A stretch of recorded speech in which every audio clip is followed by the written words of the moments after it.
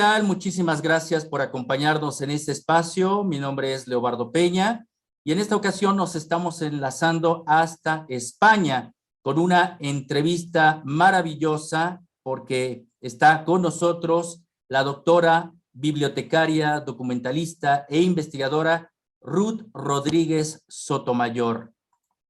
Muchísimas gracias, doctora, por esta entrevista para México, sobre todo porque nos ha interesado mucho su obra, sobre todo lo que ha venido investigando acerca pues, de esta historia preamericana, que es muy importante, sobre todo porque estaríamos hablando que cambia precisamente los matices de la historia tradicional, de la historia institucional.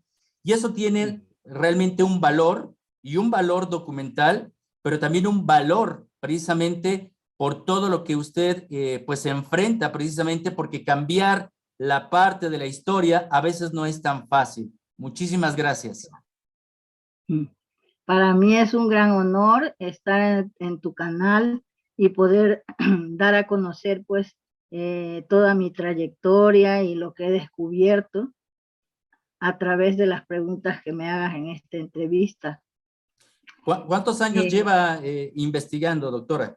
Llevo desde el 1975, porque yo vine aquí a España con una beca, que todo es como un tejido para poder cumplir esa misión que me he tomado yo. Me dieron una beca para hacer estudios de posgrado de documentación, porque los documentalistas somos los que recuperamos las pruebas para demostrar cualquier hecho científico, histórico. Entonces me iba a especializar en eso para organizar centros de documentación científica y me gané una beca de posgrado, entonces aquí en Madrid. Así que yo venía con la idea de investigar en los museos, archivos, bibliotecas, la existencia de tipos de libros preamericanos, porque en la escuela de bibliotecarios de la universidad había una materia de cultura superior que se llamaba historia del libro, pero la persona que la dictaba solo se refirió a los tipos de libros de Europa y Asia, y de América no tocó nada, como que allí no había existido nada. Y era un escritor de ahí de prestigio, pero no se había informado él. Así que yo venía, no me creí eso, dije, no puede ser que en un continente tan enorme como es el nuestro no haya existido tipos de libros. Así que cuando llegué aquí empecé a indagar en los museos y bibliotecas, colecciones particulares. Descubrí que en toda Europa están regados diversos tipos de libros de diferentes materiales y formatos. Y entonces al empezar a estudiar, dedicarme yo a eso, renuncié a un cargo que me iban a dar en el archivo histórico de documentalista, porque me habían becado ellos con los pasajes, con un convenio conmigo, porque la beca solo cubría los estudios, la beca de aquí de España. Entonces ellos, a través de un artista, es decir, de un poeta de allí que me conocía a mí, él habló para que me concedieran pues los pasajes. Así que después mis padres devolvieron ese dinero porque yo decidí quedarme, porque dije, alguien tiene que hacer una obra, porque nadie había estudiado el contenido de esos libros, ni nadie había mencionado de su existencia. Aquí los exhibían en los museos, bibliotecas, archivos y eso, pero no se había estudiado, solamente aquellos que pertenecían a los aztecas y mayas, a las mujeres, que ni eso no explican los historiadores, que la industria del papel para elaborar los libros plegables con escrituras jeroglíficas en el territorio azteca y maya era una industria de las mujeres. Nunca se ha dicho eso. Entonces, incluso la National Geographic de Estados Unidos publica libros con ilustraciones que hacen los ilustradores de ese editorial, haciendo aparecer que son los hombres los que elaboran los libros plegables, pero no es así, eso es falso, son las mujeres. Así que yo pues me observé todas estas deficiencias y que solo es de ese tema hablaban, pero no se da una cátedra de la historia del libro preamericano en ninguna universidad. Y yo dije, voy a hacer una obra, así que me puse a trabajar.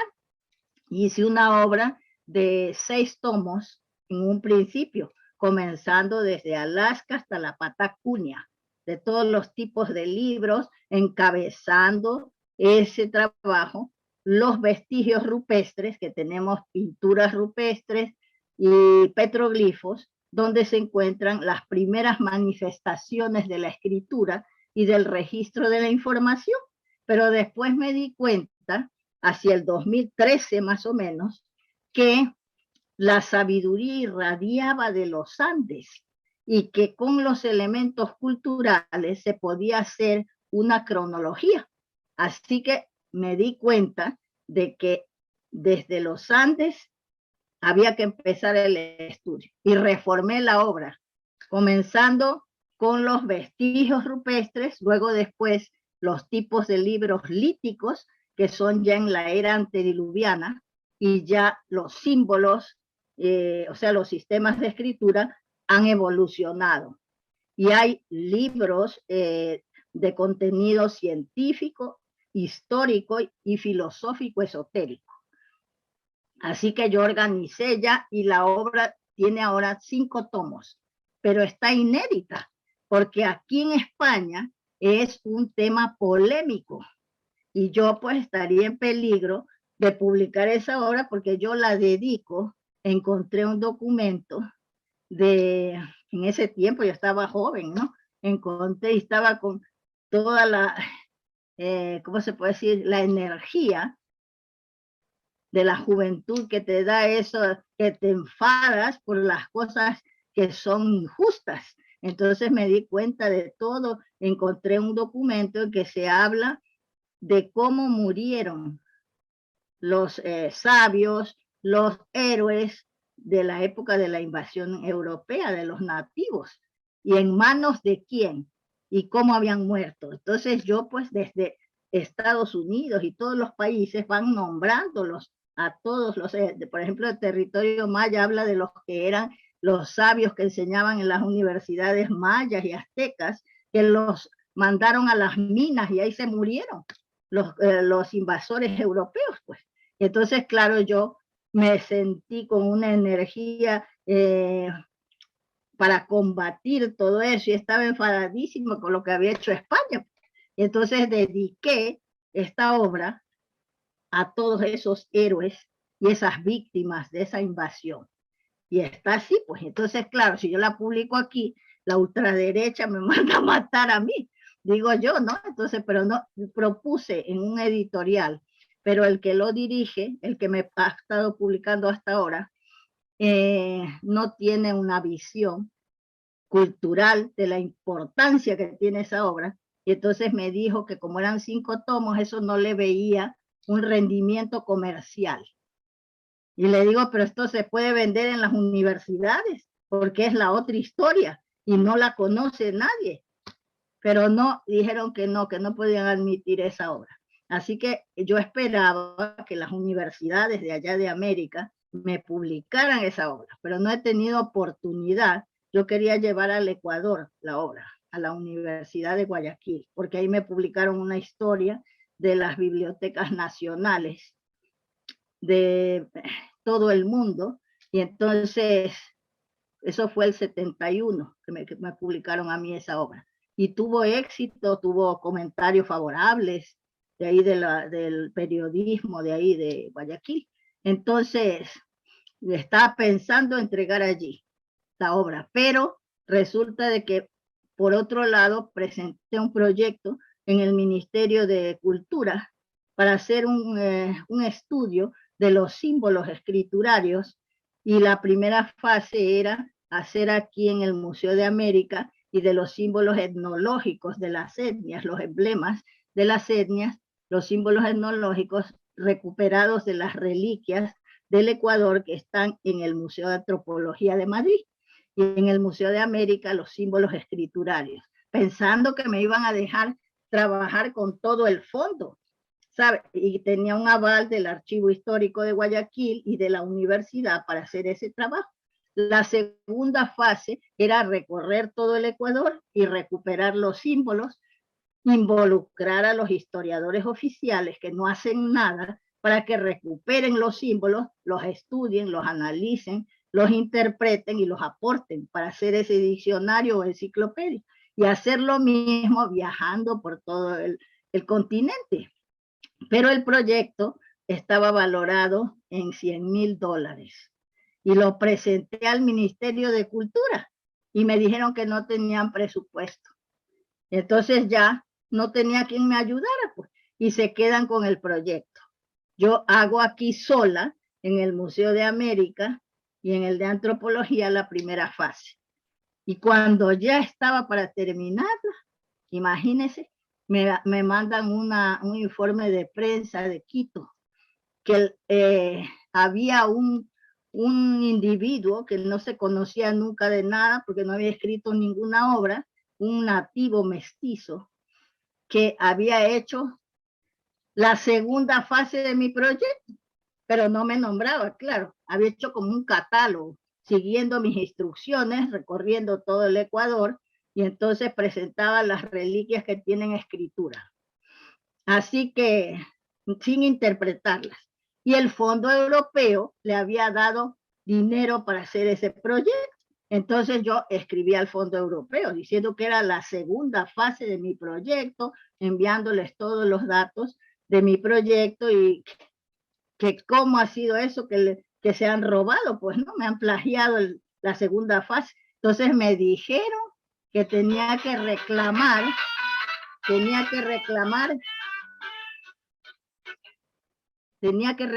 perdone, en el museo, digo, en el Ministerio de Cultura, que era el que había solicitado la ayuda para ese individuo al Fondo Europeo, fíjese.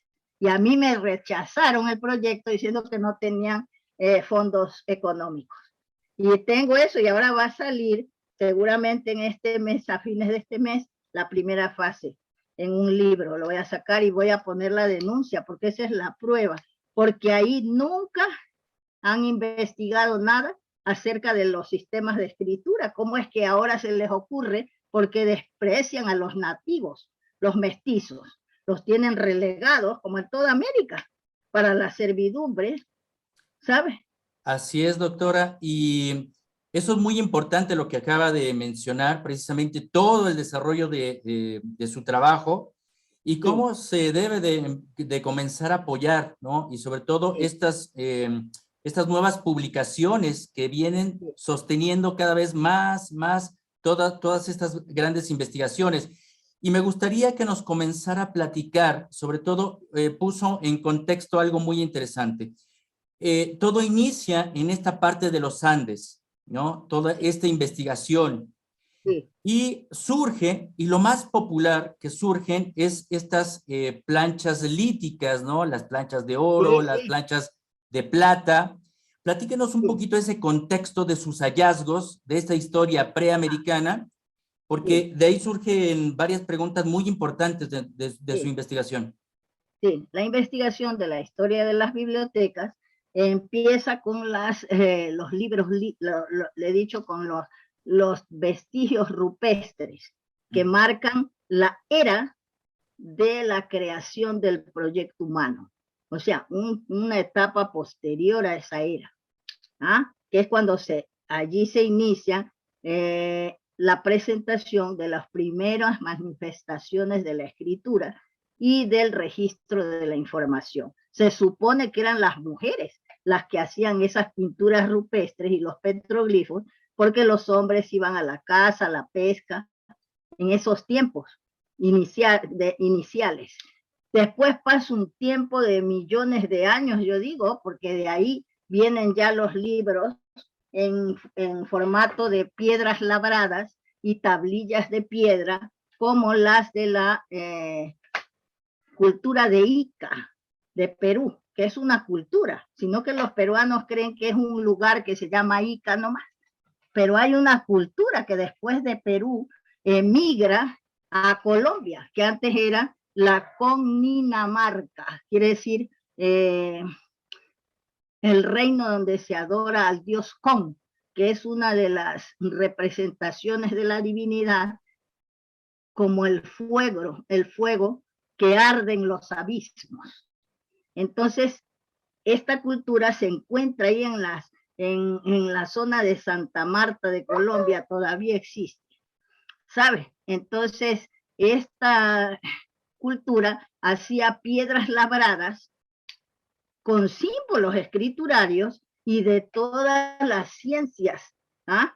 Que yo digo que es una biblioteca de los constructores que hicieron Tiwanaku y las galerías subterráneas que atraviesan toda América, porque resulta que Tiwanaku se hizo de bloques de una piedra llamada andesita, y también esas galerías subterráneas son de esa misma piedra, esa roca volcánica, porque el descubridor de estas piedras labradas, el doctor Javier Cabrera de Arquea de Perú, mandó esas piedras a los laboratorios de aquí de Europa, tanto de Estados Unidos como de aquí de Alemania, para que las fecharan y las estudiaran. Entonces los alemanes lo que hicieron fue decir que esas piedras tenían 230 millones de años, la roca volcánica, pero el surco del grabado no lo podían decir. Por eso es que yo los comparo con los fariseos de la época de Jesucristo, que le fueron a preguntar a Jesucristo con qué autoridad hacía estos milagros.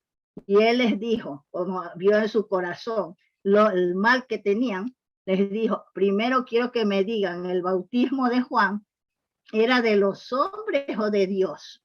Entonces ellos se retiraron, los fariseos, a hablar entre ellos, y dijeron, si decimos que era de los hombres el bautismo de Juan, el pueblo se nos echa encima por haberlo mandado a matar, a cortar la cabeza. Y si decimos que el bautismo de Juan era de Dios, el Sanedrín nos ataca. Mejor decimos que no sabemos. ¿Ah? Y así los alemanes dijeron que no podían determinar que la antigüedad del surco del grabado de esas piedras. Pero lo que sí podían decir es que esa roca volcánica tenía 230 millones de años. Y yo pues al comparar que han hecho esa construcción de Tiwanaku en las cumbres de los Andes, llevando, que eso también es para los historiadores oficiales es un misterio, de cómo han trasladado bloques de 200 toneladas de peso y de más toneladas desde desde una montaña lejana, ¿eh? Y cómo las subieron esos bloques a las cumbres de los Andes a 4.000 metros de altura para hacer Tiwanaku, y que todavía quedan ahí bloques caídos y todo, que de las construcciones que hacían. Y esa roca, de esa roca es la biblioteca esa de la cultura de Ica. Resulta de que estas piedras labradas de Ica sirvieron de modelo para los,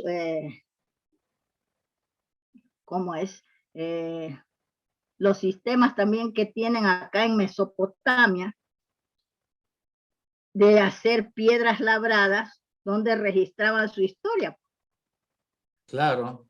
Es el modelo que siguen acá en Asia, en Mesopotamia.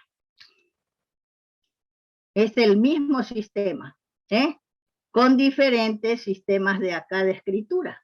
¿Ah? Entonces, luego tenemos otras piedras labradas que me han mandado fotografías, que me parece que son incluso más antiguas, porque resulta que las piedras de Ica tienen, todo se puede ver exactamente, porque hay diferentes ciencias que se han grabado allí, hasta medicina y cirugía, todas esas cosas, implantes de hemisferios cerebrales y todo eso. Y entonces eso todavía no se ejecuta aquí en nuestra época, no se hacen esos trasplantes. O sea que es una biblioteca de muchas ciencias. Hay como 1700 piedras, algo así, que constituyen esa biblioteca de Ica. Y allí se ve también que hay mapas estelares, o sea, de cartografía, sección de cartografía, otras de medicina, etcétera, etcétera, etcétera. Diferentes ciencias que se han grabado ahí en esas piedras. Pero se ve, tú lo ves exactamente, ¿no? Que han grabado, por ejemplo, hay una que se ve montado en una nave, una persona, que eso, por eso la historia oficial como desprecia a los nativos y sigue lo enseñado por los curas que dice que eran salvajes, brutos, hordas sanguinarias y que no sabían de ciencias, ni de artes, ni de nada. Entonces no dan crédito que ellos hayan grabado esas piedras y atribuye que dice que son falsificaciones. Entonces, pero yo he visto esas piedras y que hay una que va, una nave en forma de pájaro y un guerrero allí va con un catalejo, un observador, va viendo los dinosaurios y todo. Esa es la imagen de esa piedra. Pues esas naves en forma de pájaro se describen en la India, que se llaman sakunas, ¿sabes? Porque dice que en la India fabricaban ese tipo de naves. Bueno, resulta de que la historia oficial rechaza todo eso porque desprecia a los nativos, ¿ah? Pero no han estudiado a fondo las cosas. ¿Ah? Eso se ve que ellos no han estudiado, como desprecian a los nativos, no dan importancia. Pero ahí se ven las imágenes perfectas, ¿ah? De lo que ellos han querido registrar. Pero hay otras piedras, por ejemplo, una biblioteca de 800 piedras que me han mandado los nativos que todavía sobreviven en Puerto Rico, para que yo estudiara. Me han mandado una obra y que dice las piedras del padre Nazario, porque fue un cura que cuando iba a morir una nativa le fue a confesar que vaya a un sitio donde habían ocultado una biblioteca de 800 piedras. Pero esas piedras no son como las de Ica, porque estas son, mire, son en forma así como de como de una oruga, así, de una crisálida. ¿Ah? Y entonces, pero son solamente esbozadas las imágenes. Y es el cerebro de uno que interpreta, porque hay hasta personajes con tocados, se les ve la ropa, todo, pero no está bien definido todo eso. Y encima han hecho los símbolos.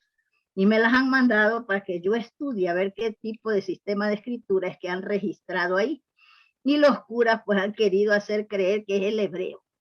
El hebreo, si la cultura hebrea no tenía escritura, porque salen de la India y eran analfabetos.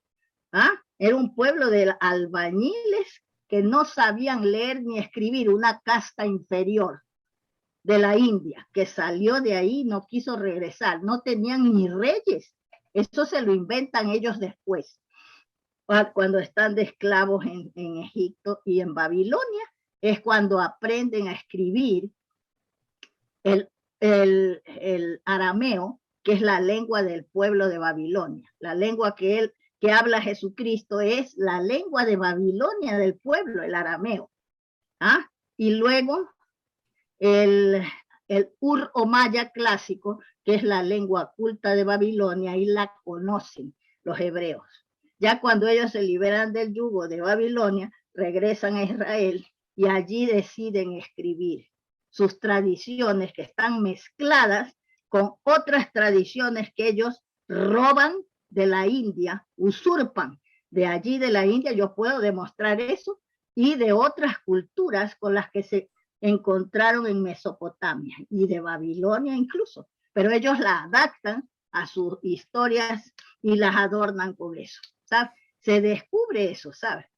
Así que estábamos en que esas piedras de estas culturas de Puerto Rico son de la cultura de los Tai, Los Tai, que cuando llegaron los españoles a Cuba, ellos estaban allí.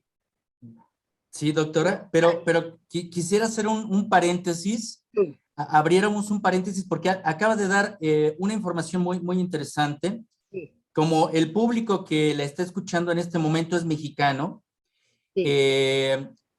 cuando usted habla de las letras hebreas, del idioma hebreo, aquí en México, no sé si usted haya tenido la oportunidad de estar en Veracruz. No, no he estado en Veracruz. Bueno, aquí existe un museo que se llama Tres Zapotes en Veracruz y existe una estela con una fecha que marca el año 32 antes de Cristo. Así, Obviamente depende de la interpretación de cada claro, estudioso, ¿no? claro. ¿Qué fecha sería? Es por Pero, las fechas que ponen con el carbono 14 y la uh-huh, dendrocronología, y es, que los creadores de esos métodos, que son científicos modernos, europeos y norteamericanos, no han querido contradecir la cronología impuesta por los curas, que dijo que era un continente nuevo y poblado de salvajes. Entonces ellos han adaptado las fechas que arrojan sus métodos a esa falsa cronología. Por eso le dan 500 años antes de Cristo, a nuestras culturas hasta 3000, 6000, de ahí no pasan, por eso dice que no tienen, hay orden de aquí de los europeos, de que los que dirigen, los que son los que encabezan la arqueología y antropología, que no se puede pasar del neolítico europeo para exactamente, hablar de América. exactamente, y todo esto que nos dices es muy importante porque, bueno, usted sabe que en la parte de Veracruz es un núcleo olmeca, ¿no? Que, Sí. bueno, se ha manifestado a través de la historia que es la cultura mesoamericana más antigua. Pero es Sí. curioso y le vamos a hacer, pues, llegar precisamente fotografías Ah, muy porque bien. esta estela tiene 3 letras presumiblemente arameas o hebreas. No lo Sí, sabemos. Precisamente claro. sería Tiene una que labor mandármelo para de estudiarlo. poderlo compartir y que usted lo Sí, pueda cómo no. también analizar. Sí, sí, sí, porque en el Ecuador también hay un sello que está aquí en el Museo de América que tiene unas palabras del hebreo que habla de la divinidad y de una puerta. ¿Ah? Bueno, y hay otros símbolos más, pero hay símbolos hebreos en ese sello, ¿sabes? Lo que pasa que los libros, por ejemplo, ya posteriores, que son de la era de oro y de plata, que son esos libros de láminas metálicas, de metales preciosos, tienen escritura gublítica, que es el origen del arameo. Y Ya. eso lo ha descubierto un sabio ítalo-argentino que lastimosamente murió el 2002, que se llamaba Gabriel D'Annunzio Baraldi. Y sus obras no se han publicado, no se han traducido al castellano, están en portugués, porque él vivió en Brasil y le dieron un premio de la historia, Clio, el premio Clio de la historia, porque descubrió que la lengua de la cultura de los tupihuaras, que era de la raza huara de Tiwanaku, es el propio, el propio sistema de escritura. La escritura de esta cultura es la propia de los que se llaman hititas, que están en Asia Menor.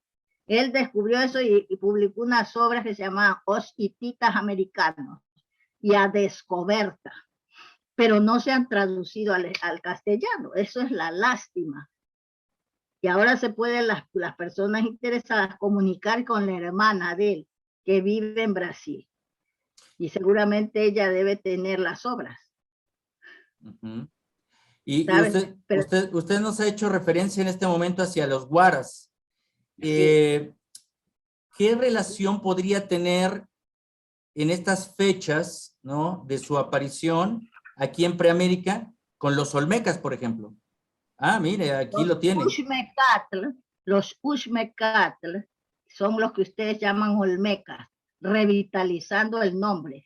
Ush Es U-L-L apóstrofe Mecatl. ¿Tú sabes qué significa Uxmecatl? No, no. No sabes, pues. El mecatl es como una cuerda, Sí, pero claro. podría ser un linaje precisamente.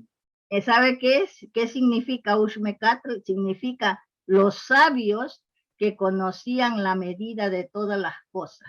Yo Ya. considero que ellos proceden del Amazonas, ¿sabe? Porque ellos llevan el caucho, ¿ah? El hule o caucho y las pelotas de caucho para hacer el juego de pelota, ¿sabe? Ellos llevan del Amazonas esa hebea elástica, ¿ah? Y llevan las pelotas de caucho, zapatillas deportivas que usaban allá los preamericanos con suela de caucho para jugar el juego de pelota.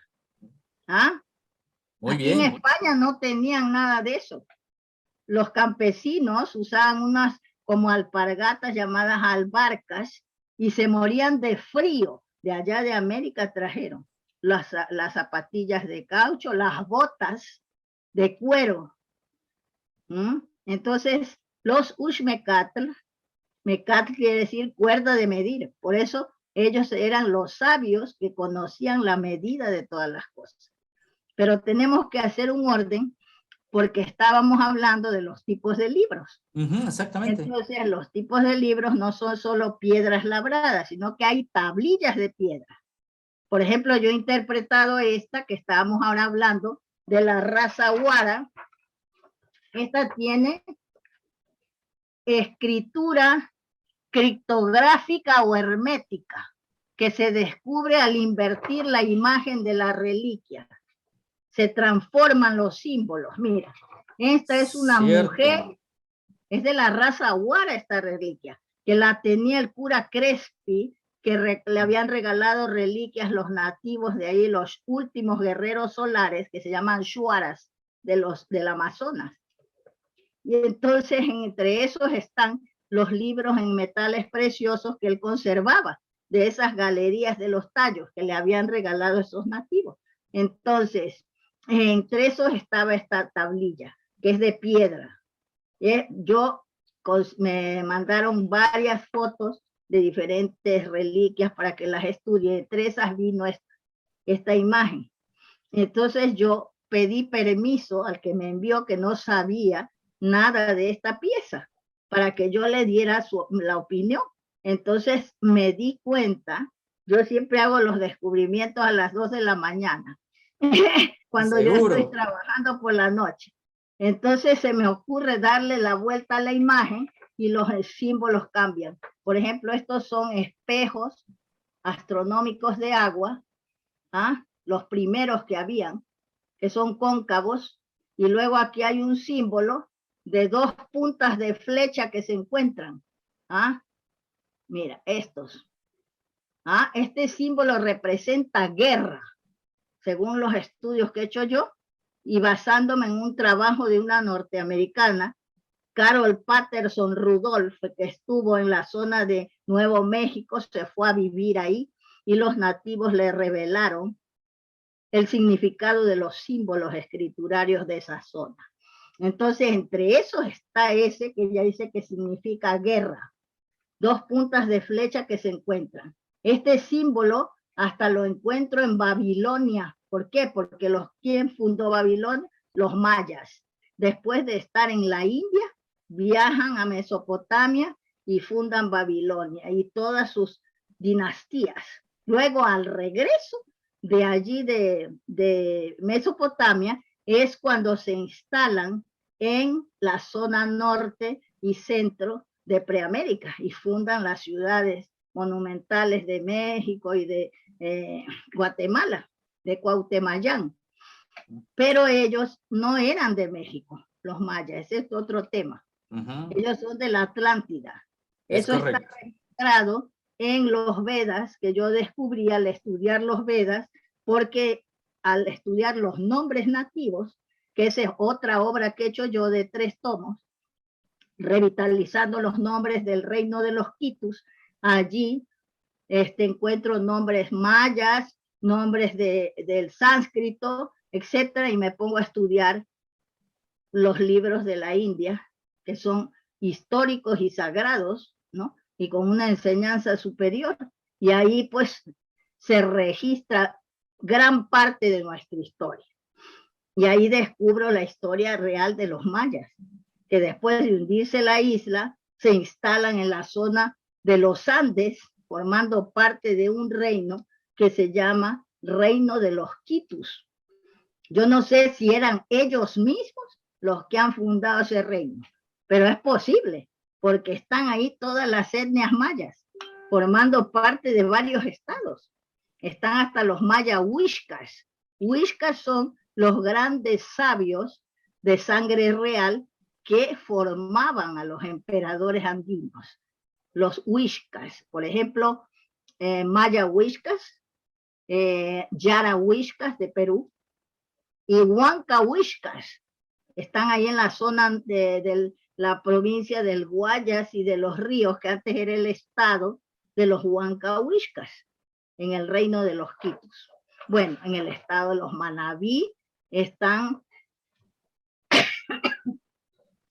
también una etnia maya, los Can, que los curas le cambian el nombre, dice Canceví con C, ¿ah? Para que se ocultar la historia, ¿sabes? Claro. Son los Can, ¿sabes? Y ahí los otros también, los Itzaes, todos esos están allí formando parte, y los Chanchanes. Chanchanes es el verdadero nombre de los mayas. Chanchanes quiere decir el pueblo de la serpiente, ¿sabes? Así que bueno, eso es aparte ya de otro trabajo que he hecho yo de la revitalización de los nombres de 3 tomos. Y entonces pues estábamos en esto de las piedras labradas, que esta es una piedra labrada, una tablilla, y entonces habla de una historia. Esta es una mujer, mira, en el centro de un rectángulo, y aquí tenemos alrededor todo, están los espejos astronómicos de agua, acá se repite esas puntas de flecha, luego ella tiene en las caderas unas puntas de flecha que presionan las caderas, ¿ah? De la mujer. La mujer tiene las orejas horadadas y alargadas, que ese es un distintivo real de la raza solar. Al darle la vuelta, aquí también es interesante porque hay unos casilleros con unos símbolos, y aquí en los bordes del rectángulo, que aquí se han borrado con el paso del tiempo y todos ¿cómo se puede decir? Todo el tiempo que la tablilla ha ido por ahí rodando. Entonces, todas las vicisitudes que ha sufrido la tablilla, se han borrado un poco los símbolos de aquí de los bordes. Pero estos son muy curiosos, pues son unos casilleros a ambos lados, mira, aquí. ¿Cierto? Sí. Y entonces, al darle la vuelta, esta mujer tiene un rictus de enfado y tiene las manos sobre el pecho. Es mujer porque tiene pechos y no tiene órgano viril. Al darle la vuelta, la mujer desaparece y se transforma en otros símbolos. Los espejos astronómicos cóncavos se ven como por detrás. Los casilleros que tenían símbolos, se desaparecen los símbolos y están los casilleros vacíos. Y observando bien, hay escritura cuneiforme dentro de la tablilla. Por aquí, todo esto son cuñas de la escritura cuneiforme. Este símbolo de las puntas de flecha se perfilan como aparece en Babilonia. Cierto. Significa al estudiar yo, aplicando el cómputo maya, descubro que marca unas cifras que constan en la cuenta larga de los mayas y que señala una guerra que se produjo no en los Andes, porque esta tablilla es de la raza Ahuara de Tiwanaku, la primera raza blanca de cabellos rubios, ojos azules, que estaba integrada por los caras, que se escribe con K y quiere decir el guerrero que va a la cabeza, los caras o carios, los íberos, que salen de ahí de Tiwanaku, los tupihuaras, que te dije que son los hititas, los macas, que se escribe M-A-K apóstrofe A-S, macas. ¿Ah? Y esos los descubrió Herodoto, que estaban en Lidia, las costas de Lidia, pero él no sabía de dónde eran. Y los describe que usaban un peinado con un tupé, que después se pone de moda en Egipto. ¿Ah? Los macas, esos son de Tiwanaku. Mira, entonces lo que relata esta tablilla, al aplicar el cómputo maya, las altas matemáticas mayas, resulta de que te relata que hubo una guerra en Persia, en que la dinastía solar, que eran los pastores, invadieron la tierra de la dinastía lunar, que eran los agricultores. Y es que es cierto, porque en los Andes las mujeres son las que inventan el calendario lunar y ahí surge la agricultura. Eso lo demuestro yo con unos sistemas de cómputo que ellas tenían, que era a base de fichas. Yo traje por aquí para mostrarte, a ver si lo he dejado por aquí cerca. Unas fichas que son de 1 o 2 centímetros, que se llaman muyukipus. Mira, yo tengo unos ejemplos, mira. Cierto, sí. Son esculpidas con una lente y ahí registran, hay de diversas formas geométricas. Estas son discoidales. Mira, tengo varias, porque se formaban como collares, y era un verdadero ordenador ecológico, para el registro de la información, y ellas tenían un sistema de escritura que se llamaba URI, ¿sabes? URI. Y con eso registraban la información y cumplía las 5 actividades de un ordenador moderno: entrada de datos, almacenamiento, control, salida de datos y una función adicional de calculadora. Era un ordenador ecológico llamado Muyukipus. Y con eso ellas inventaron el calendario lunar. Mira, yo compré a una persona, que estas son otras fichas de México, que las vendía una persona en la calle de Madrid, en una de las calles céntricas de Madrid. Dice que era un empleado que había ido con unas personas del Consejo Superior de Investigaciones Científicas a México para hacer estudios ahí, pero era de los que van a cavar las tumbas y todo eso. Y él había cogido reliquias y las estaba vendiendo. Aquí ves, si tú estudias lo de los cómputos mayas, la última piedra es esférica, de una piedra negra, que es la que cierra la cuenta de los cómputos, o sea, de los Nepo-Hualcin de México. Claro, ahí está. Entonces, las fichas aquí son más grandes y tienen los símbolos esculpidos. Mira, ¿ves? Entonces, este es el mismo sistema. Lo que pasa es que las del Ecuador son en miniatura, como ves, y con este ordenador ecológico, las mujeres que gobernaron en la era antediluviana y la era de plata crearon el calendario lunar. Y allí surgieron todas las ciencias de la agricultura, porque no se puede sembrar si no se sabe las fases de la luna. No se puede hacer una obra de ingeniería hidráulica si no se conoce la influencia de las mareas, o sea, sobre las mareas de la luna, la influencia de la luna sobre las mareas. Entonces, surgen todas esas ciencias en la era antediluviana, hasta la ciencia de las operaciones quirúrgicas de alta cirugía craneana y la ciencia, ¿cómo se llama esto? La ciencia de la neurología. Neurología. La ciencia de la neurología surge en los Andes. Y lo que nos acaba de mencionar, doctora, también es muy importante, sobre todo porque hay dos partes que nos interesan mucho, que usted nos ha hablado acerca de la dinastía lunar y la dinastía solar. quienes fabricaron precisamente este tipo de metales líticos que son en plata o ya sean en oro. Y nos acaba de mencionar cuáles serían esas bases para determinar cuándo es una era solar o cuándo es una era lunar, o la dinastía lunar y la dinastía solar. La dinastía lunar gobierna desde la era antediluviana y la era de plata. Luego viene la era de oro, que es cuando gobiernan ya los hijos del sol, el linaje solar, Inti Panakan. Y las mujeres, la dinastía lunar se llama Quillapanakan.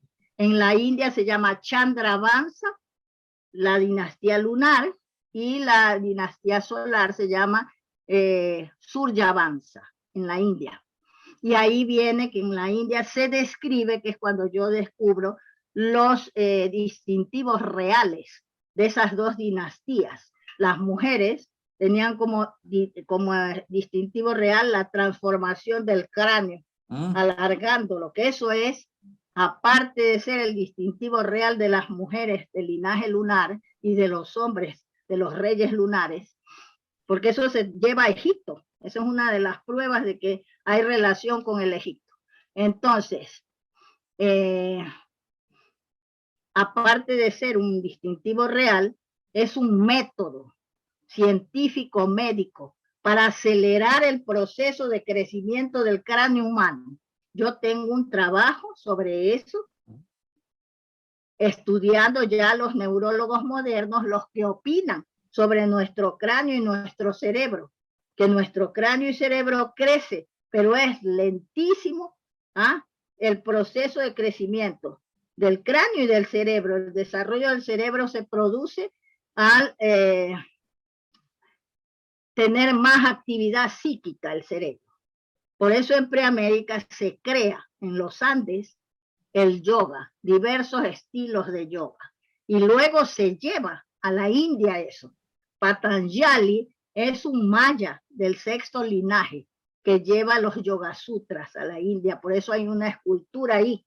A ellos les llamaban los serpientes, porque tenían como símbolo la serpiente emplumada y la esvástica, y la serpiente tiene un significado profundo, ¿saben? Claro. No es que es porque que ahora se han inventado, pero eso es derivado de los curas, la Iglesia Católica, que no quiere que se sepa la verdad, porque eso le perjudica a ella. No es que ellos fueron los que difamaron a los nativos. Le cambia la historia. Sí, cambia la historia. Entonces resulta que la serpiente, hay un gran sabio de allí de México, que también, a ver, no me recuerdo ahora el nombre, pero yo tengo aquí registrado el testimonio de él en esta obra, El remoto pasado de México. Allí habla él de que el símbolo de los mayas, de la serpiente, ¿qué pasa aquí? El símbolo de la serpiente de los mayas representa la unidad. La unidad, la cabeza de la serpiente son los sabios. La cabeza de la serpiente son los sabios y el cuerpo es el pueblo de artistas y científicos que sigue a los sabios con disciplina. No es un pueblo de esclavos ignorantes. Claro, Esto representa la unidad, la búsqueda de la unidad que existe en el universo. Fíjate, eso lo aplicaban ellos. Ahí viene el conocimiento de la filosofía de la comunidad cósmica, que buscan la unidad de los estados. No el separatismo europeo, inventado por los romanos, que asaltaban y dividían los estados para aprovecharse ellos para entrar, que se peleen los países, se peleen las culturas, entre ellas, destruir la unidad y entrar ellos como salvadores o árbitros y llevárseles todas las riquezas. Ese invento de los europeos, comenzando por los romanos, que imponen ese sistema, el machismo, el materialismo, que está destruyendo el mundo, porque ellos en Estados Unidos siguen eso, la competitividad.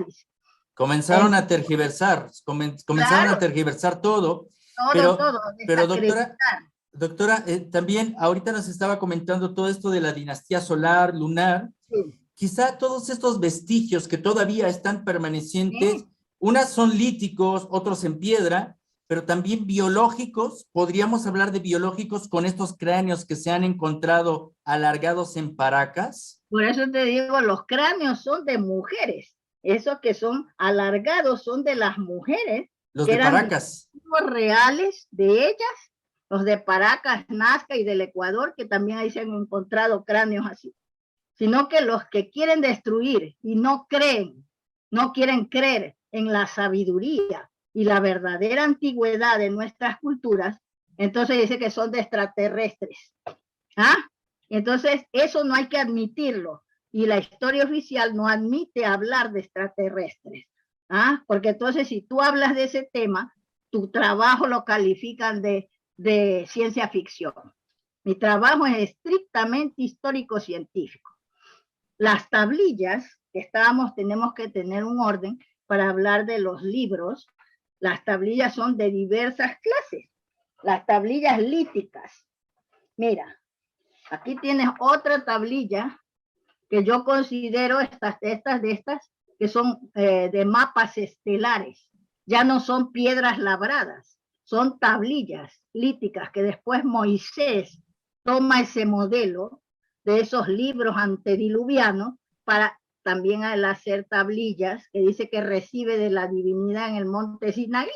¿Ah? Son dos tablillas que él presenta con una escritura que después las rompe porque el pueblo se le había desmadrado y estaban dedicados a adorar al becerro de oro y con la lujuria y todas esas cosas. Y entonces él se enfada y rompe las tablillas, pero él copia ese tipo de libro que estaba en ese tiempo en boga, ¿ah? A base de tablillas, mira, son tablillas pulidas, son mapas estelares, mira. Y yo he interpretado estas tablillas. ¿Ah? He estudiado 6 tablillas, no soy astrónoma, pero he estudiado basándome en un sello de Babilonia, donde ahí tenían, porque los mayas eran grandes astrónomos, llevaron ahí pues la astronomía, las bases que los propios europeos que se han volcado a estudiar lo de Babilonia, como son los norteamericanos, alemanes, ingleses, que no muestran las tablillas de la epopeya de la creación de Babilonia. Las tienen escondidas en el Museo Británico. Pero Zecharia Sitchin estudia ese tema, pero no nos presenta los símbolos de las tablillas, esconden esas cosas y no presenta las fotos. Habla de ellas y luego se pasa a hablar de los platillos volantes y bueno, que dice que a los hebreos, bueno, habla de los hebreos como que es la base, pero no sabe que los hebreos eran analfabetos. Ellos aprendieron en Babilonia a leer y a escribir. Eso hay que tenerlo bien presente, ¿sabe? Y sus libros sagrados son de 2000 años nada más, ¿sabe? Los libros de la India tienen más de 9000 años y se basan en la enseñanza de los preamericanos, porque allí consta en el Ramayana que los preamericanos, encabezados por los mayas, que eran grandes navegantes, instruyeron a los brahmanes y arribaron a la India el 25 de diciembre, que eso también lo han ocultado, porque no les interesa y han cogido, han hecho el calendario gregoriano para hacer aparecer que Jesucristo nació el 25 de diciembre. Y no se sabe cuándo nació Jesucristo. Jesucristo se suponen los protestantes que pudo haber nacido en abril. Marzo o abril. O a lo mucho en octubre, pero nunca en diciembre, porque dice que en esa época está el frío terrible, la nieve, etcétera, y no pueden andar los pastores paseando con las ovejas, ni se pueden hacer avistamientos de estrellas, que ellos ahí dicen que seguían los magos, una estrella y los llevó ahí. Se han inventado todo eso y la prueba está que han cogido el término, la palabra con que se celebraba la llegada, el arribo de los preamericanos a la India. En los libros sagrados de la India consta que se llamaba Nauviadana. Nauviadana. De ahí se deriva la palabra Navidad. Esa es la prueba de que los católicos han robado ese término y han montado esa fiesta que se ha hecho como un lavado de cerebro a nivel universal, haciendo creer que fue ahí la fecha en que nació Jesucristo, y ahora es una fiesta de lujuria comercial. Porque la gente ni se acuerda de Jesucristo. Sí, concretamente, y esto es muy importante lo que nos está compartiendo acerca de todo este trabajo que viene realizando, sobre todo por algo muy específico, doctora. Son muchas cosas que se están verificando con hechos concretos de la historia preamericana, es decir, los inicios ocurren aquí en América y de aquí emigran para allá y influencian Oriente, claro. Europa, pero aquí es interesante, digo, a reserva ahorita lo que nos comenta. Sí, mira, yo interpreté estas 6 tablillas de estas.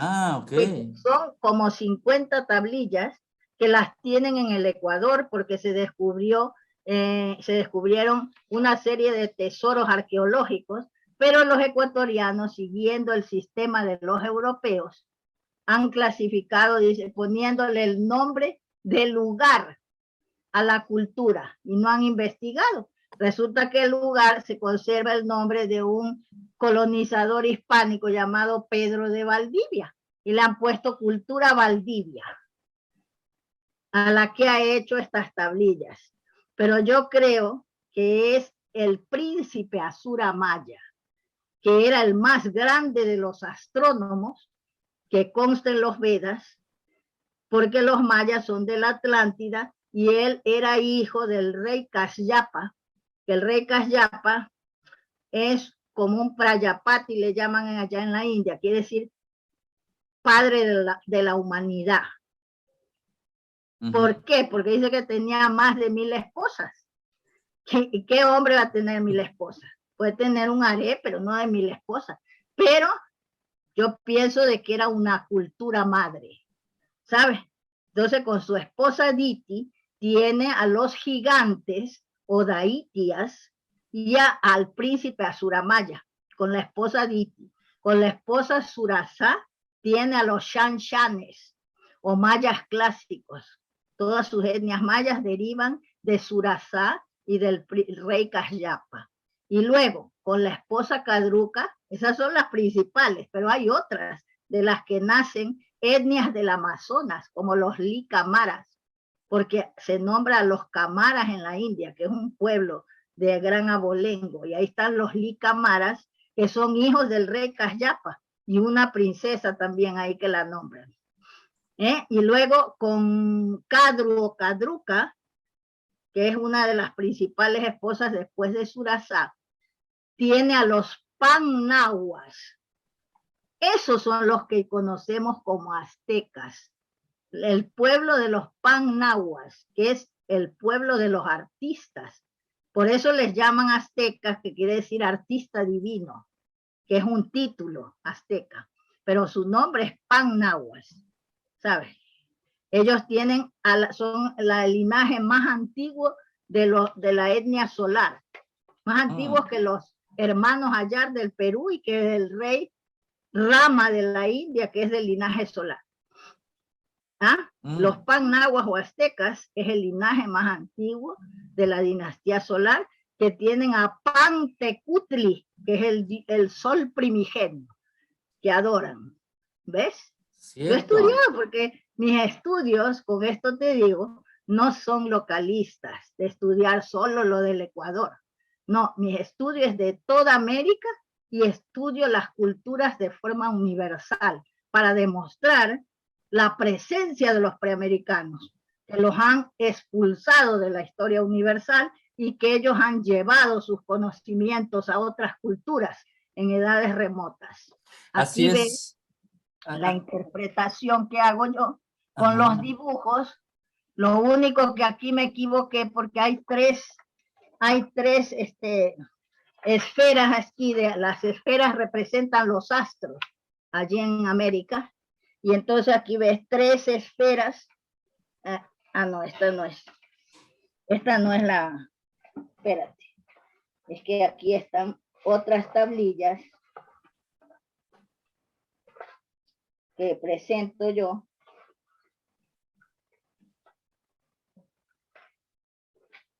Para la interpretación.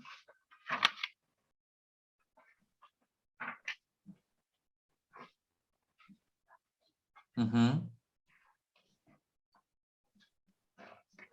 A ver. Aquí hay diversas tablillas que he estudiado yo de esa colección, que son mapas estelares y que demuestran las migraciones. Mira, es esta de aquí. Te voy a enseñar una de cada ejemplar, de cada biblioteca, porque como el tiempo es corto, para que no cansarlos mucho, esta es la interpretación. Mira, aquí hay tres esferas. Yo pensaba que era la Tierra con sus dos lunas, pero no es eso, es Orión. Orión, cierto. Sí, está aquí, mira, Orión. Cierto. Y aquí hago la interpretación. Lo que pasa es que ahí yo puse la Tierra con sus dos lunas, pero no es así. Están todos los planetas que ves ahí. Está también el planeta Nibiru, que nombran en Babilonia. ¿Sabes? Está aquí. Es este. ¿Ves? Nibiru. Este. Y luego hay otras que interpreto yo. Aquí verás las flechas que se ven son rutas para hacer viajes de navegación de altura, ¿sabes? Porque el príncipe Asura Maya se dice que hizo un tratado de astronomía, que piensan en la India que se desapareció. Y este es el tratado de astronomía que ha servido para hacer la cronología de la India y el calendario tamil. Y se llamaba Shaurya Siddhanta, ¿sabes? Ese es mi trabajo, interpretar. Y he interpretado 6 tablillas de esas. Un día podemos hacer un análisis, sí. Una clase solamente de esas tablillas para enseñarte todas las que he estudiado. Luego tenemos otra clase de tablillas. Mira, esta que se encuentra en Noruega y también en el Ecuador y en Estados Unidos. Hay diversas tablillas de esta biblioteca. ¿Qué consta en ella? La enseñanza de Pitágoras sobre el origen de los números y las figuras geométricas. Aquí ves estos triángulos y tienes la gran diagonal de que habla Pitágoras. Aquí al sumar y aplicando el cómputo maya, suma 11. Aplicando el cómputo maya, se da como resultado 66. Y aplicando el cómputo maya, sale una clave matemática, 3, 14, 28, que aparece en la Gran Pirámide de Egipto. En todas partes de la Gran Pirámide. Pues eso es esta suma de estos puntitos. Yo demuestro que esta es la enseñanza de Pitágoras. Era un Wara y no tiene que escribirse con G, porque la G es la interpretación que hacen los españoles, que no son filólogos políglotas. No hay que hacerles mucho caso porque ellos no son, no saben las lenguas seriamente, te lo juro. Ellos siempre han tenido, ¿cómo se puede decir? Han tenido miedo a hacer el ridículo. Y entonces no les gusta hablar idiomas. Por eso allá no aprendieron las lenguas, porque ellos tampoco fueron a aprender a estudiar allá nuestras culturas, sino a destruirlas. Y aparte que eran gente salidas de las cárceles, que no habían ido a estudiar nada. Y los curas tampoco se dedicaron a estudiar las lenguas. Por eso es que los sistemas de escritura los rechazaron y aprendieron las lenguas de oídas. Y los sistemas de escritura son los soportes de las lenguas, por medio de los cuales se materializan las ideas. Y se pueden hacer, registrar los conocimientos de una cultura. Pero ellos rechazaron los sistemas de escritura, dijeron no hay escritura, y aprendían de oídas. Cuando no entendían el sonido fonético, la fonética de una palabra o de un nombre, entonces lo que hacían era interpolarle una letra del castellano que tuviera un sonido parecido, y hacían deformados los nombres, ¿sabes? Así que estas tablillas son de una colección. Mira, aquí hay otra. Hay otras, sí. Sí. Pitágoras se tendría que escribir Pitaguara con W, porque la G no es preamericana, es del latín, que entra en España cuando se impone el latín, para reemplazar la W, que era una semiconsonante, ¿sabes? Y se aplica eso a las lenguas de América, en el runasimi, que es la lengua de los Andes, y que yo he descubierto que es el propio sánscrito, pero que ya un sabio del año 1818 ya había descubierto, pero yo no lo conocía. Se llamaba el doctor Emeterio Villamil de Rada, que era de Bolivia, un hijo de una familia rica que tenía minas de oro, que lo mandaron a estudiar aquí a Europa. Y él aprendió 40 lenguas y hablaba las 40 lenguas. Y escribió una obra que se llama La lengua de Adán y el hombre de Tiwanaku. Y entonces él demuestra con pruebas que el runasimi es la lengua madre de las lenguas euroasiáticas y del sánscrito.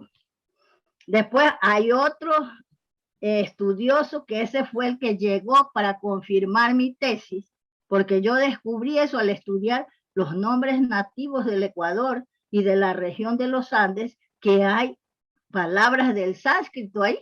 Y entonces dije, pero si dijeron que no hacían viajes de navegación de altura, los preamericanos, ¿por qué hay palabras del sánscrito? Y me puse a estudiar los Vedas. Y entonces allí confirmo, ¿no?, la presencia de los preamericanos en la India y todo pues lo que hablan de ellos allí.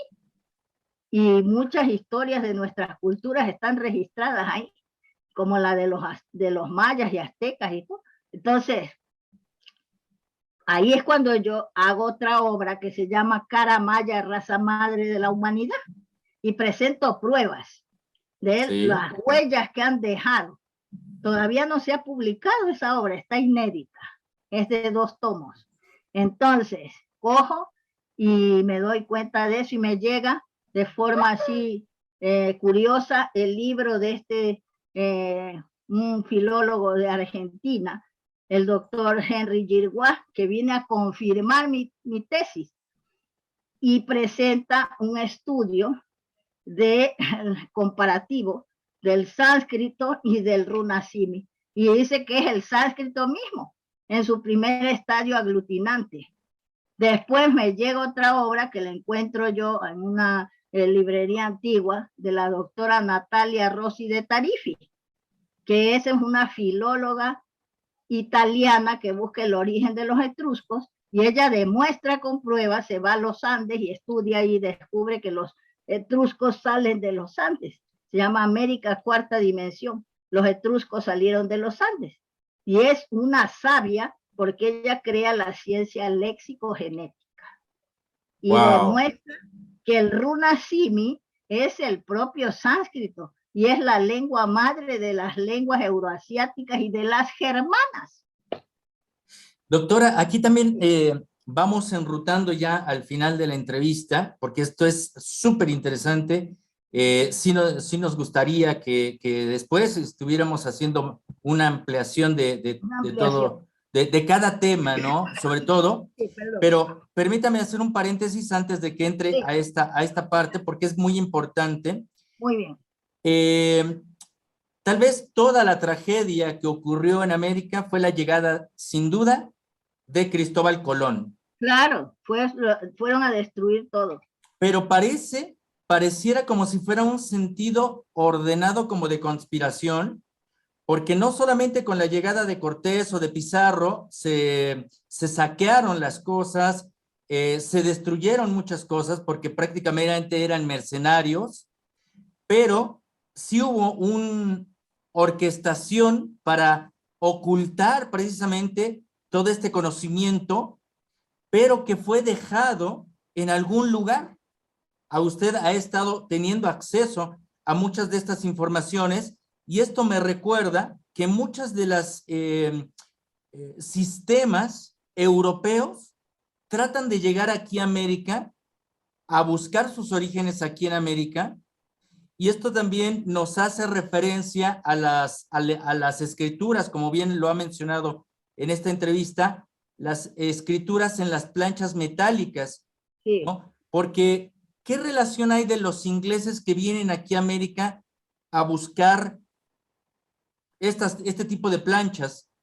Los propios mormones están buscando aquí Sí, en sí. México, en la zona de Veracruz, están buscando esas eh, informaciones líticas de lo que Así, usted nos acaba de mostrar. Pero, ¿usted cuál es su visión de sí, por qué ¿verdad? esos europeos o ingleses están llegando Porque, aquí en América? pero todos buscan es para apoderarse de las reliquias, no sacar a la luz la verdad. Ellos están acostumbrados a robar las reliquias y niegan, ya con sus propios métodos que te he dicho, el carbono 14, la dendrocronología, ellos nunca han querido contradecir lo impuesto por los frailes fanáticos.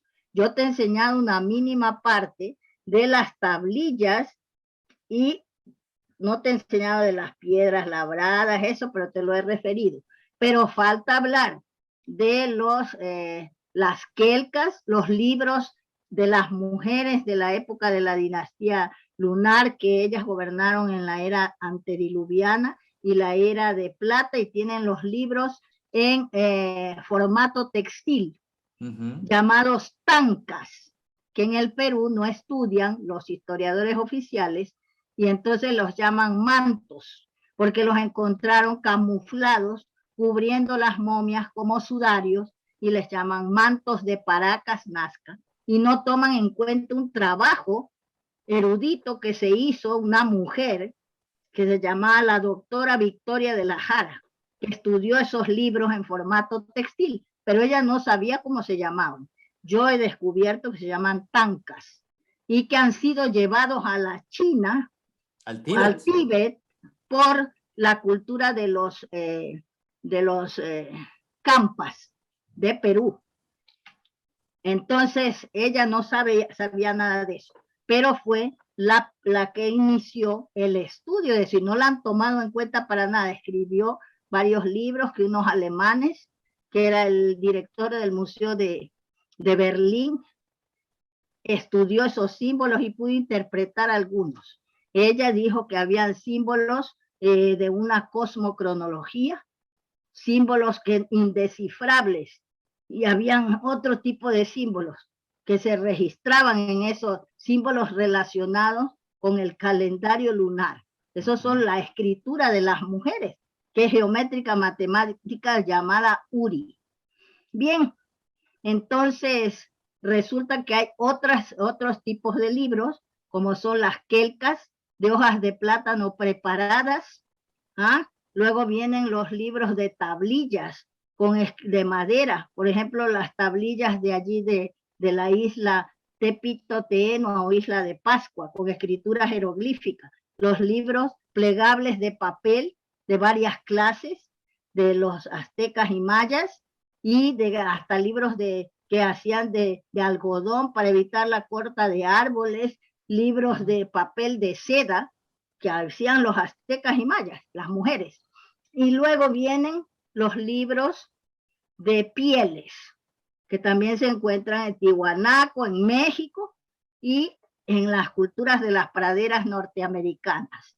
Ahí se diferencia la escritura de las mujeres y la de los hombres en los libros de pieles de las culturas de las praderas, porque así Lunar y era, solar. Lunar y lunar y solar. solar. tenían sus distintos sistemas de escritura. Las mujeres y los hombres.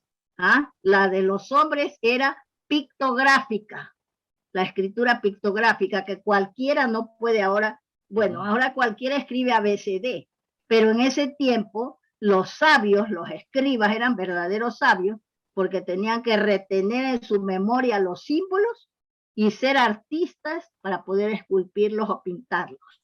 Luego vienen ya los libros en metales preciosos, que son de la Biblioteca Real de la Dinastía Lunar, de libros de plata, de hojas de plata, es decir, de láminas de plata, y los de libros de oro, de láminas de oro, los de cobre y los de bronce. Todos estos libros van marcando las eras. Y los de plata y oro vienen de la era de plata, de la era de oro, los de cobre y los de bronce, las eras de oro y de cobre. Digo, de cobre y de bronce. ¿Ves? Entonces... Qué curiosamente, doctora, cuando le mencionaba que muchos extranjeros, sobre todo de Europa, llegan aquí en América. Van llamados, desde que descubrió el señor Juan Morix. Exactamente. Le iba a comentar de Juan Morix. Sí, y yo me entrevisté con este sabio húngaro, ¿ah? que descubrió estas galerías, entonces, y descubrió ese tesoro, que había parte de esa biblioteca de láminas metálicas, había también la representación de la representación de toda la fauna y flora, no solamente de América, de preamérica, sino de las 4 regiones del planeta. Y carros como los de los romanos a tamaño natural en oro. Todo eso está en las galerías. Y que lo respetó Juan Morix. Sí, él descubrió eso. Y resulta, que él pues quería hacer una segunda expedición, porque la primera lo llevó al abogado y a otras personas, al doctor Peña Mateus. Gerardo Peña Mateus, que yo lo conocí porque a mí me firmó mi beca la madre de él, que era la presidenta del Círculo Hispánico cuando vine a España. Entonces, por eso estaba relacionada yo con esa familia. Y cuando yo supe de ese descubrimiento, le fui a decir a ella, quiero hablar, le digo, con el señor Morix, para que me testifique para mi historia de las bibliotecas, la existencia de esa biblioteca metálica. Entonces me dice, tienes que hablar con mi hijo Gerardo, que es el abogado. Y establecimos una amistad muy buena con ellos, ¿sabes? Porque él admiró mi trabajo, el doctor Gerardo Peña. Así es. Él hizo esta obra que se llama Historia Documentada del descubrimiento de las cuevas de los Tallos. Primeramente porque él fue el abogado de Morix, que entre todos los abogados, que eso es curioso, que hay en el Ecuador, Morix fue a hablar con él. ¿Por qué? Porque era una persona honorable de ahí de Guayaquil y registró el hallazgo. Y entonces él aquí expone todo lo concerniente a ese descubrimiento y que él participó en la primera expedición, que fueron ahí para mostrarles la entrada a ese mundo subterráneo, donde se ve una puerta gigantesca y los hombres se ven pequeñitos. Y eso que el guano de las aves que se llaman tallos, que han estado por millones de años ahí, ha crecido y entonces está más alto. Pero eso era más profundo, ¿sabes? Y allí es muy curioso porque le hace me encontré que le hace una entrevista Eric von Däniken al señor Morix, porque quería que lo llevara a las galerías, pero no lo llevó a una entrada que había, pero no lo bajó ahí, a las salas del tesoro, y lo mandó que vaya a hablar con el cura Crespi, que tenía láminas que le habían regalado los nativos, que son los últimos guerreros solares del Amazonas, los Shuaras. Y el cura Crespi había hecho un museo en el colegio donde daba misa. Aquí le pregunta, mira, la palabra Saraguro, que es de unos nativos del Ecuador. Los Sara se escribe TS apóstrofe S-A-R-A, Sara Uru, con doble V, Uro, Sara Uro. Dice que es una palabra que también está en magiar. Quiere decir los señores ancestrales de la guerra. Le explica eso Morix a Daniken. Y ahí viene que la palabra Ur, que es la lengua maya clásica, quiere decir Ur, señor. Le dice en magiar, se registra. Porque dice que los que hicieron ese mundo subterráneo, después viajaron por mar y fueron a fundar los pueblos de origen desconocido. Y se llamaban Taltos y Velas. Y salieron de esa zona andina, de la zona del Ecuador. Y fueron los que construyeron ese mundo subterráneo antes de que se cayera la luna Kenos, que ahí fue cuando se produjo lo que se llama el diluvio. Entonces le cuenta todas esas cosas y dice, por ejemplo, hay un lugar ahí, dice, que se llama Nabón, ahí en el Ecuador, que está deformado el nombre, Nabón con B labial, pero es Nab-Hon, con H, con sonido de J, la H forma parte, tiene su símbolo escriturario, eso he descubierto yo, en Tiwanaco. Los símbolos escriturarios de Tiwanaco son alfabéticos, y entonces está ahí la H, y tiene el sonido de la J. Entonces, Nab-Hon, no, la B no existe, se tiene que sustituir por la P, Nab-Hon, y quiere decir en magiar, patria del sol.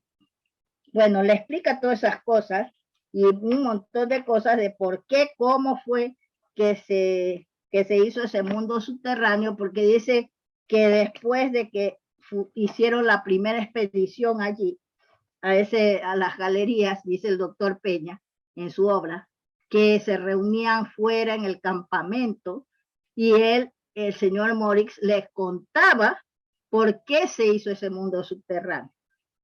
Entonces, que dice que según lo que yo he estudiado, pues las mujeres en esas tablillas que yo he interpretado, que ahora va a salir una segunda edición de mi obra que se llama El mensaje oculto de los libros líticos andinos, que ha aumentado el estudio de 5 tablas hechas por las mujeres, que allí se ve que ellas fueron las que calcularon la época en que se iba a producir esa catástrofe. Y allí fue cuando se construyeron las ciudades aéreas en las cumbres de los Andes, porque iba a haber el diluvio. Y entonces, y se construyeron esas galerías subterráneas, porque para ocultarse ahí todas esas culturas, las se emplearon, chincanas. sí, se llama así, pues las chincanas subterráneas. Dice que hicieron eso para que todas las culturas pues se salvaran, porque iba a caer lluvia de fuego y de piedras candentes. Eso estaba preparado ya, y todo ese mundo subterráneo comunica toda Preamérica y emplearon toda su tecnología, esas culturas andinas, en hacer eso, ¿sabes? Así que eso dice que explicaba Morix. A raíz de lo que él descubrió, una serie de gentes europeas y de todas partes quieren ir a coger ese tesoro, pero no para descubrir la verdad, sino para fundir esas láminas de oro y plata en lingotes, porque esa gente lo que quiere es destruir, para que no se sepa la verdad. Y dice que los mormones ahí fueron, pues, primero dice que porque tenía un amigo que se hizo, porque el señor Morix se hizo argentino cuando llegó a América, y fue a visitar la biblioteca de ahí de Buenos Aires, y le interesaban unos libros, quería ver, y le dice la bibliotecaria, dice, todos esos libros que usted está buscando los tiene un señor allí en esa mesa. Y él ve, pues dice, vaya, hable con él, así puede ver los libros. Y había sido una personalidad de ahí de Buenos Aires que se llamaba Julio Coyen. Uy, un Entonces, abogado. la verdad, sí. Y allí pues ya se hicieron amigos, era una persona intachable. Por eso él, cuando no lo dejaron hablar con el presidente del Ecuador para hacer la segunda expedición, que quería que bajara el presidente allí, Entonces no, le impedían. En el Ecuador son así, esa gente que está en el gobierno, la burocracia esa, no deja, son gente ignorantísima, políticos ignorantes que suben a esos cargos, los nombran, no son educadores, están formando parte de los ministerios, son los que plagian, roban y todo. Bien. Entonces no le impedían y él quería solicitar que se haga una sociedad de personas intachables de ahí del Ecuador para que cuidaran de ese tesoro, porque eso iba a cambiar la historia, ¿sabes? Porque dice que en esas láminas de plata y oro, que son como 1700 láminas que Julio Goya envió, porque lo llevó ahí para que vea que existía ese tesoro. Y eso está en una obra que se escribió después que murió Julio Goyen, porque la esposa de él tenían un amigo de la familia, se llamaba Guillermo Aguirre, que era un escritor, entonces le escribió la biografía de Julio Goyen, está en la obra, se llama Lírico y Profundo, y a mí me admiraba y me mandó a regalar esa obra. Wow. Entonces ahí, imagínate, describe ahí pues cómo fue que vio, dice que a la entrada de las salas donde está el tesoro, dice que cuando lo llevó a Julio Goyen ahí, este señor Morix, dice que él se dio cuenta que el señor Morix sabía, porque eso es oscurísimo, y que hay que ir a gatas en unas galerías, otras de pie. Y entonces dice que parece que o él conocía eso al dedillo, o es que había dejado señales para llevarlo y lo llevó a las salas donde estaba el tesoro. Y a la entrada está una cripta y está un hombre ahí acostado, dice Bernardo, un hombre alto, que ese puede ser Asura Maya, que es un maya, el que hizo ese mundo subterráneo, según los Vedas. Allí le llaman Rixavila, a ese mundo subterráneo.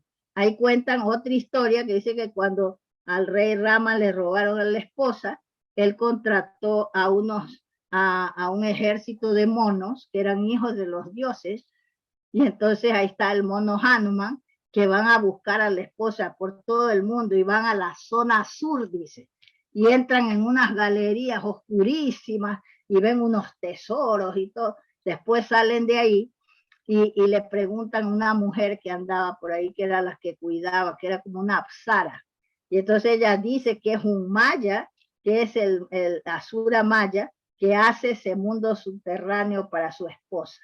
¿Pero sería una momia? ¿O por qué no, asumen no que estaba durmiendo? Está durmiendo porque es el que cuida ese tesoro. Y que es un maya, que está ahí, según lo que dicen los Vedas, ¿sabes? Entonces ahí cuando dice que vio eso, ese Julio Goyen, le dio un nerviosismo que hasta se puso a llorar, emocionado y una cosa, y hasta que no le pasó eso, no lo llevó a las salas del tesoro. Él esperó que se tranquilice y ya cuando se le pasó lo llevó y vio las estanterías, pues, que hay miles de láminas allí, de oro, de plata, que son las bibliotecas reales. ¿Qué mandó a hacer el Apu Capac Inca, que se llamaba Pachacútec Yupanqui, el transformador del mundo, que dice que vio, según la historia, yo soy la que he investigado eso, dice que vio que las quelcas, que eran libros de hojas de plátano preparadas, que Humboldt fue testigo, que vio al último rey de Li Can traduciendo esos libros al castellano, pero no tuvo la precaución de pedirle o hacer una réplica de esos libros, hechos de hojas de plátano preparadas que eran cocidos en el lomo. Entonces dice, Pachacútec Yupanqui dijo que esos libros no eran perdurables, las quelcas. Entonces llamó a todos los artífices de la gran comunidad de naciones andinas, del Tahuantinsuyo. Yo no digo imperios, porque eran grandes comunidades en que todo era de todos y estaban basados en las leyes que rigen el universo, de la comunidad, de la unidad. Entonces, viene que les ordenó a los artífices que buscaran un material perdurable para registrar la historia de la raza divina de Preamérica y de la historia de la humanidad.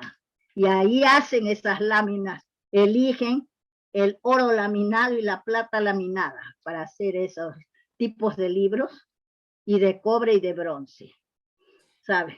Muchísimas gracias, doctora, porque esto merece también todo un tema para platicar exactamente Claro, sobre... de cada tipo de libro se puede hablar. Y es Sí, que sí, yo sí. tengo una cátedra que he hecho un proyecto para dictar basándome en esa obra de la historia de las bibliotecas preamericanas, para dictar en las universidades y demostrar todo esto, porque es la otra versión de la historia, que por hacer justicia, trabajar con la verdad, es necesario que se conozca. Porque ahora se conoce la historia impuesta por por los frailes de la Inquisición, a los que yo responsabilizo de todas las injusticias que se hicieron allí. Ellos han ocultado eso y siguen ocultando. Se han apoderado de esas láminas que tenía el cura Crespi, la orden salesiana, y las tienen ocultas. ¿Por qué? Porque el gobierno del Ecuador permite eso. La iglesia no tiene por qué apoderarse de las reliquias arqueológicas. Acá en el Vaticano, o sea, en Italia, hay una orden de la Iglesia Católica que se ha apoderado de las tablillas de la isla de Pascua. Y en Chile solo tienen una, en el Museo de Arqueología de Chile, de Santiago.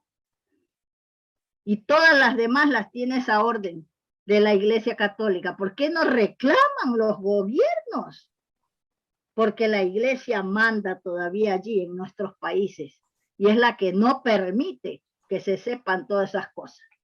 Cuando el Papa pide perdón allí en México, ¡ay, qué hipocresía! Que devuelva lo robado, esas reliquias de que se han apoderado. ¿Ah? Que devuelva eso, porque es patrimonio de nuestros antepasados, que tiene que estar en sus países para que las estudien. Sobre todo porque eso es un patrimonio, pero es la identidad del ser humano. Claro, ahí está pues, la historia de la humanidad está ahí. Y cuando las instituciones, y bien lo ha referido, la institución religiosa nos quita la identidad, entonces genera precisamente una manipulación y Claro, un tergiversar precisamente de la historia claro. por la imposición. Claro, es que por eso no hay que consentir ya eso. Eso fue en la época que ellos invadieron. No pueden seguir apoderándose de las reliquias arqueológicas porque es patrimonio del pueblo, de nuestros países. Y no pueden seguir acosando a los nativos, porque mira, están metidos ahí donde están las etnias y les lavan el cerebro, que son salvajes, ahí en el Amazonas, para que abandonen sus tierras y se vayan a las grandes urbes, y ahí caen en la droga, porque esas personas están, al arrancarlos de sus tierras, caen en una depresión y caen en la droga, en el alcohol, las mujeres se hacen prostitutas. Eso es lo que ellos consiguen y se apoderan de sus tierras, donde hay riquezas, conocimientos de la medicina natural, de la fitoterapia, que los del Amazonas han aportado una farmacopea enorme, que Así se han es. aprovechado las industrias farmacéuticas mundial, norteamericana y europea, y los curas que se han apoderado de todas esas cosas, y de las tierras, de las minas que hay, de diamantes, rubíes, esmeraldas en el Amazonas. Por Eso eso han también. hecho, mira, por eso han hecho ese incendio ahora aprovechando la pandemia ahí en Brasil, que han desforestado todo, y el presidente ese de la extrema derecha que está ahí, dice, sacó un artículo que yo tengo ahí, que le hicieron una entrevista protestando por qué permitía esos incendios y que están los nativos ahí, dice, que no importaba porque los nativos para él no eran humanos. No, ese es Eso está precisamente. allí en esa respuesta en el periódico que tengo yo. Sí, ese es un genocidio y ese es Para que veas. una tremenda situación que tienen precisamente los gobiernos. Pero bueno, Eso también sería un tema muy interesante Un para hablar. tema, si tenemos que unificarnos con México, que defiende sus raíces, que da ejemplo a los otros países, pues para hacer un trabajo sobre esto. Y seguir indicando que se haga un trabajo de recuperación de todo esto, ¿sabes? He visto un documental que han sacado los norteamericanos sobre ahora cómo ha quedado el Amazonas, quemado todo, y que va ahora una antropóloga de ahí de Brasil, se entrevistaba con una cultura de los uruis, que eso debe ser derivado de los urus, que está deformado el nombre. Entonces, ahí en el Amazonas. Y va con un mapa. Y yo vi que esa cultura está, pues, como están descuidadas esas culturas, deformados, o será porque entre ellos se casan, yo qué sé, está su aspecto físico deteriorado. Están gordos y bajitos, pero como enanos. Bueno, con un aspecto así un poco, no sé, descuidado. Y entonces, pero esa mujer va con unos mapas, ojalá que veas ese video, va con unos mapas a decirles que todos allí descienden del África, a imponerles eso. Y una señora anciana ni siquiera le pregunta sus tradiciones, nada, nada. La anciana protesta y dice que han ido a sacarle sangre que no saben para qué. Le decía a la mujer esa que iba con los mapas y a imponer eso, a decir que todas las culturas de América descendían de África, porque esa es una de las teorías que ellos tienen.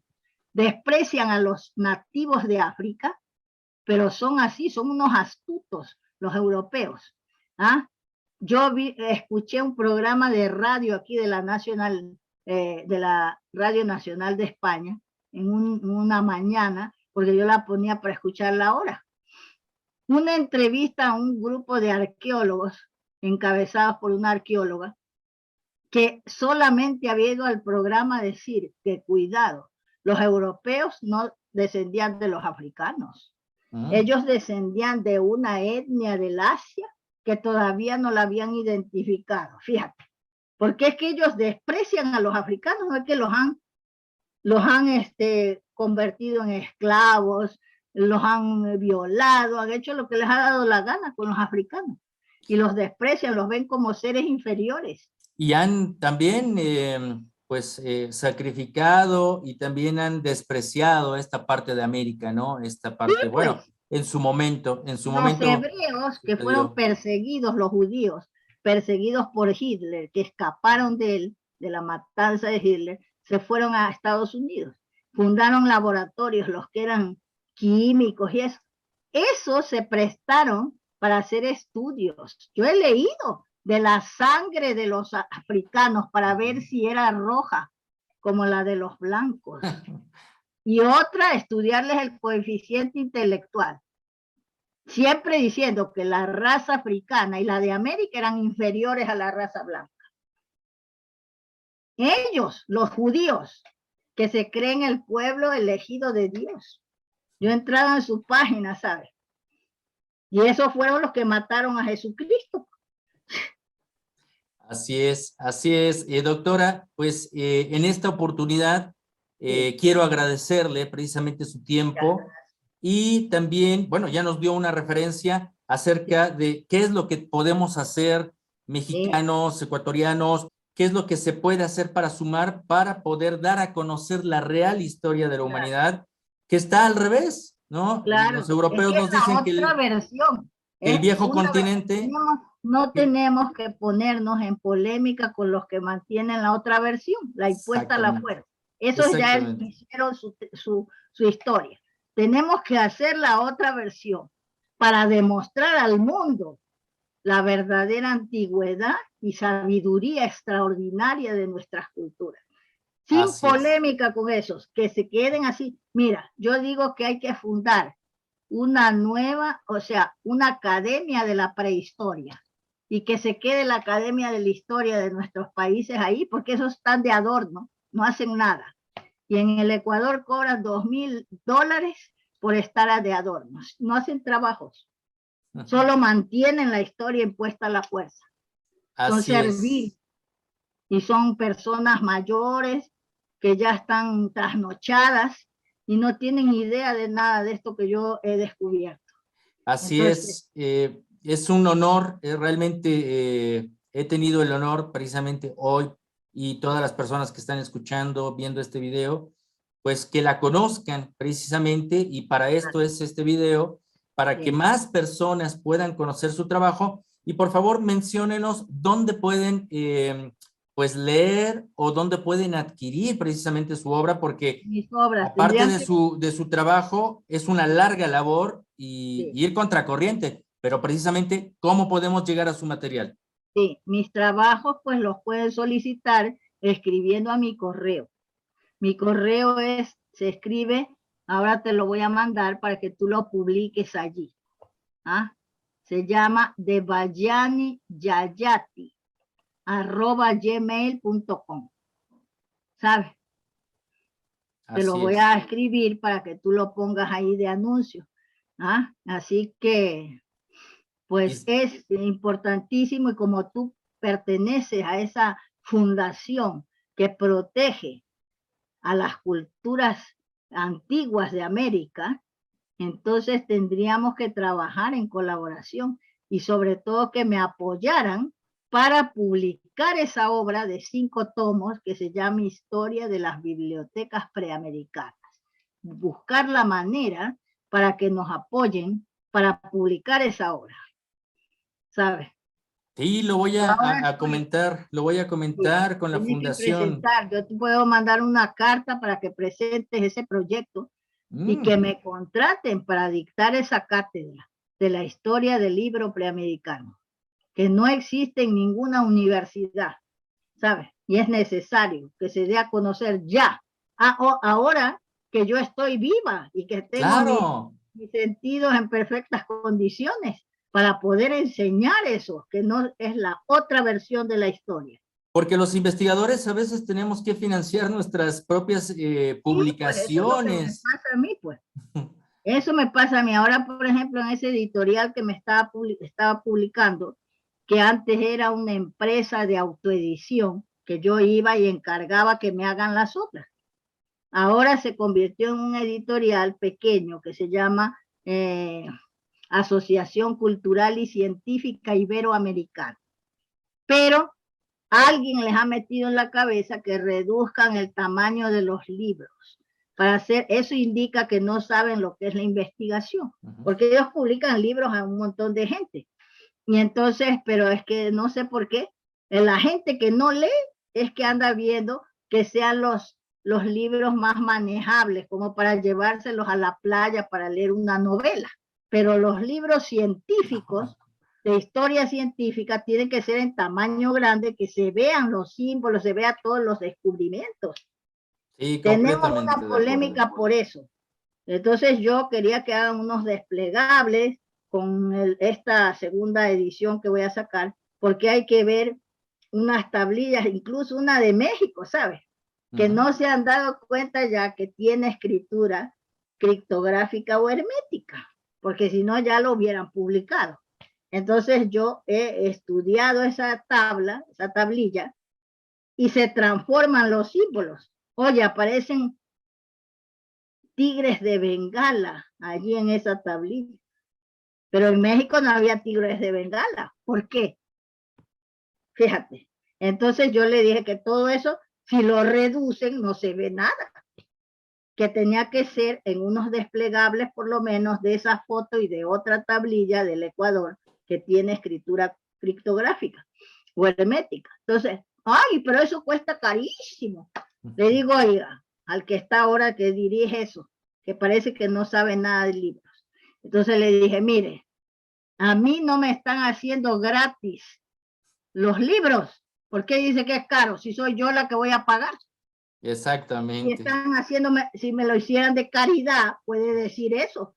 Pero me los están, yo pago la hechura del libro. Y encima ustedes lo venden en librerías y todo, y dice que no se vende. Y me pagan una miseria. Entonces, no, eso está muy mal, le dije. Tenemos que hacerlo en el antiguo formato de cuando ellos eran una empresa de autoedición, que es tamaño DIN A4, y ahí se ve bien. Así que estamos en eso. Van a sacarme solo 2 trabajos y ya yo quiero empezar a editar mis obras yo misma, ¿sabes? Sí, ese es un trabajo titánico, pero es con mucho valor, con Sí, mucho sí, valor. Pues muchísimas gracias, doctora Ruth a la orden. Rodríguez Sotomayor, un gran honor y que pues esto sea también una apertura para hablar en otra ocasión de otros temas Cómo también no. muy interesantes. Sí, sí, sí. Muchísimas gracias. Estoy a la orden y ha sido un placer para mí. Hasta pronto. Hasta pronto. Estamos en contacto. Y bueno, a todas las personas que nos han escuchado a través de esta entrevista, pues apoyen el trabajo de la maestra doctora Ruth Rodríguez Sotomayor. Aquí van a estar todos los datos para que ustedes puedan contactarla y nos vemos en la siguiente charla de Enigmas 360 grados con ustedes, Leobardo Peña. Muchísimas gracias. Bien.